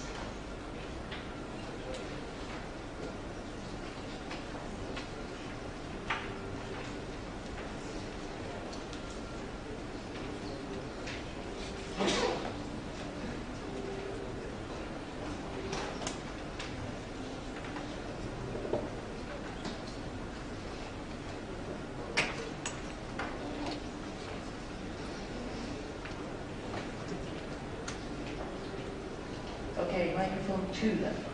Hello, Hannah Weber, Protestant Church in Germany. I'm going to speak in German. Diese Versammlung steht unter anderem unter dem Thema Gerechtigkeit.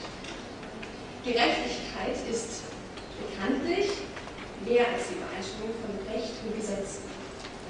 Aber um Gerechtigkeit erreichen zu können, muss das Recht auch gerecht sein. Wenn ich diesen Änderungsentwurf lese, dann erkenne ich ein erhebliches Defizit an Minderheitsrechten. Und ich bitte Sie, darauf zu achten. Das eindeutigste Beispiel hierfür ist das Quorum für eine außerordentliche Generalversammlung. 1/5 der Mitgliedschaft ist erforderlich, um eine solche außerordentliche Generalversammlung einzuberufen. 20%. Im Fall der CEC sind das über 22 Mitglieder. Vielleicht können Sie noch mal in den Bericht reingucken, von Budapest nach Novi Sad, der Generalsekretariatin geschrieben, auf Seite 20.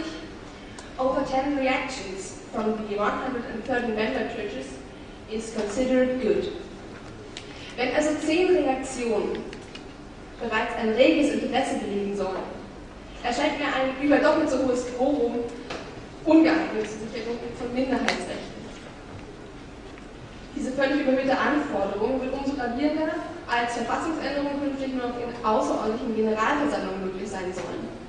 Artikel 17 zur Änderung der Verfassung bezieht sich ausschließlich auf außerordentliche Generalversammlungen. Das heißt, die bloße Aufnahme in die Tagesordnung einer regulären Versammlung, wie sie alle 5 Jahre stattfindet, ohne Rücksicht auf die Quoren, die gerade eben besprochen wurden, reichen dafür nicht aus. Dies ist einfach in der Verfassung nicht vorgesehen als Entstehungsgrund für eine außerordentliche Versammlung. Man verleiht der Verfassung in der Änderungsform, wie sie vorgelegt ist, damit eine faktische Ewigkeitsgarantie. Und das, obwohl der Nachbesserungsbedarf so schnell nach der letzten Änderung entstanden ist. Das ist also keine Adaption an das belgische Recht, sondern eine wirklich maßgebliche Veränderung.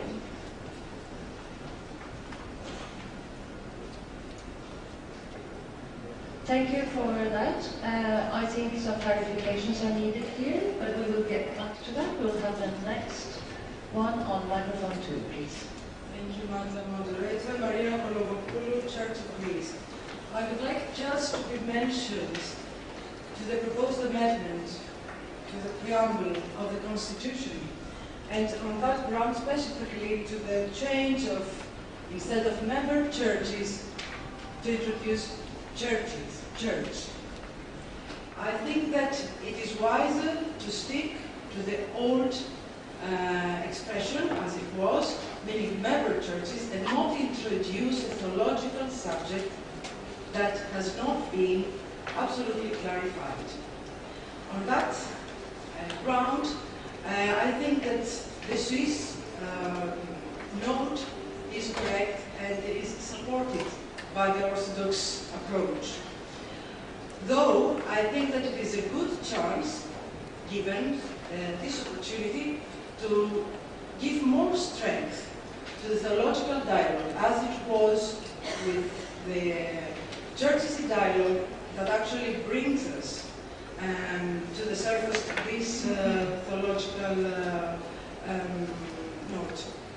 And as long as, concerning again the Constitution, as long as there is no legal problem, I think that it would be better to stick the preamble to the initial expression, member churches. Thank you. Thank you for this. I see no other comments tonight. I will ask the legal advisors to answer the EYCE question, and then Bishop Christopher Hill will answer the rest. Thank you. Thank you for the question. As I pointed out, we've been trying to be true to Budapest, and that provision that an extraordinary meeting of the General Assembly shall be convened by 1/5 of the members of the conference or 2/3 of the members of the governing board was a provision under Article 7, Section 1 of the Budapest Assembly, and we didn't feel we had the right to change that. If the Assembly wants to change that at some point, it can do so, but it's not a correction that we could do in order to satisfy the requirements of Belgian law. That was not our mandate. It would be up to the General Assembly to decide differently from what it did in Budapest. And to clarify one thing, the Constitution can only be changed in an extraordinary assembly according to Belgian law, because every General Assembly that wants to amend the Constitution is automatically called an extraordinary General Assembly. So every ordinary General Assembly that has been called for every 5 years and member churches bring up the wish to amend the Constitution will, in the terminology of Belgian law, then automatically become an extraordinary General Assembly. It's not a higher requirement, it's just a different term, because in the minutes it must be stated that the member churches have been then invited to an extraordinary assembly, because that is needed to be able to change the Constitution at all. But it can be any General Assembly, you just have to rename it. Thank you. Thank you, Moderator. First of all, I'd like to address the question, the ecclesiological question from Greece. The wording which is now proposed does go back exactly to what Budapest said. And so the proposals are more true to Budapest. But I want to give every assurance to my Orthodox brothers and sisters that this is without prejudice to the ecclesiological convictions of any member church, and especially in this context, the Orthodox churches. So this does not pre-answer still open, discussable dialogical questions on the nature of the Church of Jesus Christ and its embodiment. But the legal team have been faithful to Budapest on that, rather than the revised version from Leuven. Thank you, the Reverend Serge Fourneau, for your generous response, but also for the engagement of the Socialist Federation in terms of a dialogue with the legal team. They are serious questions and we try to seriously answer them. But I trust also that the new President and Vice Presidents would not dream, I'm saying this to whoever is elected from you, would not dream of changing anything that this Assembly finalised. They are, I think, morally bound to follow exactly what is said. And finally, my advice is to follow the advice from our Austrian brother, lawyer, who urges us to go ahead with the proposals. Thank you very much. A short comment from the legal advisors here. Yes, you can rest assured tonight. The presidents will not only be morally bound, but we'll bind them legally.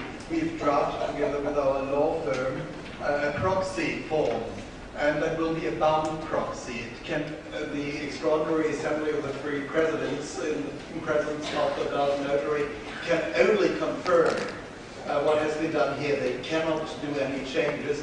We'll hand you that form, which will have to be signed in French, but which will be distributed in all 4 official languages, and you will see very clearly from that form, and that form has also been authorized by a notary public already, so everything will be all right. Don't worry about that.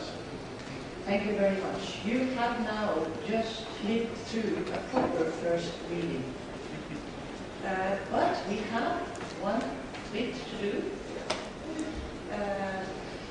We remind you that the legal advisors have offered to be available for you for further clarifications all the way till tomorrow evening, and if I know them right, they work around the clock.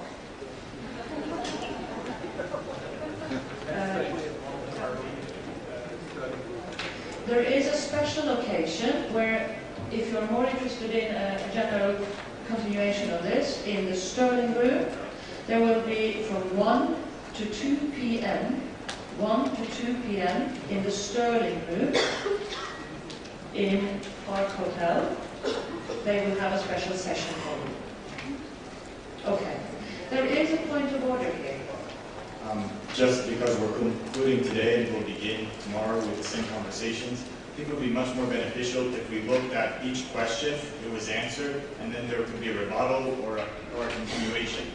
For example, the last question that was posed by the Greek delegation, by the Church of Greece delegation, it wasn't fully answered or wasn't answered in the context that we were coming from. And now it's the end, and that's it, and we're having a response, and that's the end of the conversation. Where, unless the Constitution's already been decided and we're just here to approve it, in order to have a working document and actually make these corrections that don't require a lawyer, perhaps it would be more beneficial if there could be a dialogue and on the actual item. Thank you. Thank you for that. That's a valid point. I think we shall take that with us in the coming 24 hours or 20 hours. So you can have a proper answer to that question. But I don't think we will open the floor for more now. We have to do one thing. There is a motion proposed by the governing board. And we will ask the President to present the motion. Please, Bishop Christopher Hill. I duly present the motion that this is the first reading. Have you got the technical wording, legal advisors? Have you got the technical wording? Well, I propose that we have had the first reading is now complete once you've accepted it of the proposed changes. That does not stop at a discussion as requested earlier. Thank you. Thank you. I formally move that this General Assembly votes on the corrected and coordinated text of the Constitution of the Conference of European Churches, AISBL, as tabled under document IDAND /03 to amend the Constitution of 4th December 2014 without allowing for amendments to the table and as a whole en bloc. That's the procedural motion. I'm glad that came up because I couldn't just remember that. Thank you. This means that the governing board is actually moving the same as was proposed from the floor, from the delegate from Austria. Do you understand the motion? So, for the procedures tomorrow, we would like to know if the Assembly can agree on voting on this whole thing as a whole, not go article by article, but as a whole. That's the proposal. Are there any comments to that?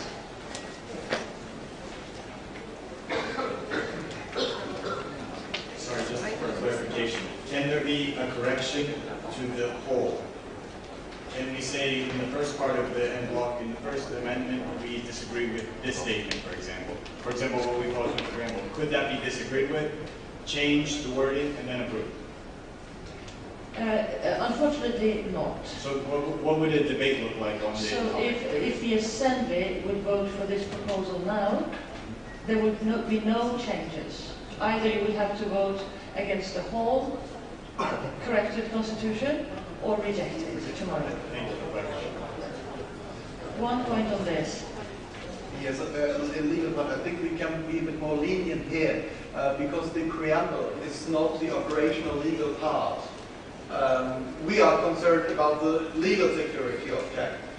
If you want to do tomorrow a change to the constitution for theological reasons, and so the Assembly comes to an agreement on that, that doesn't do any harm to the legal security. It's a theological matter, so I will take that out. And so we vote a lot on the operative part, operational part, and the preamble is a theological statement that can be treated differently. In practice, this would mean 2 votes tomorrow. On the preamble and on the operational. One on the preamble and one on the rest. Not to be a technocrat, but if you could just have that in the minutes or reference so that... It is being minuted as we speak. Thank you very much. That will certainly happen. Thank you very much. Any more comments? I see none, so we move to voting. So you now know what it is. We will vote on block tomorrow, but in 2 parts. Is that clear? So those who support this as a motion, understanding the motion that we will have 2 votes tomorrow, show me a green card now if you are in favor of that. This is your last exercise for tonight, so keep it up.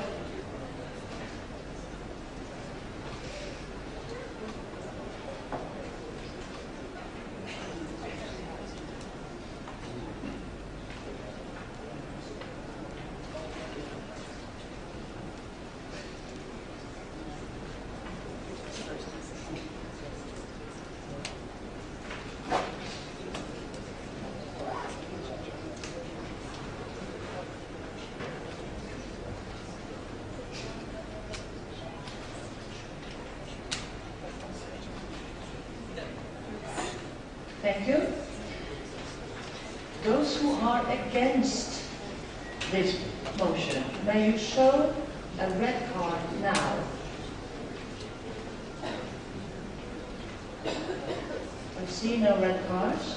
Are there any abstentions? Please show a white card.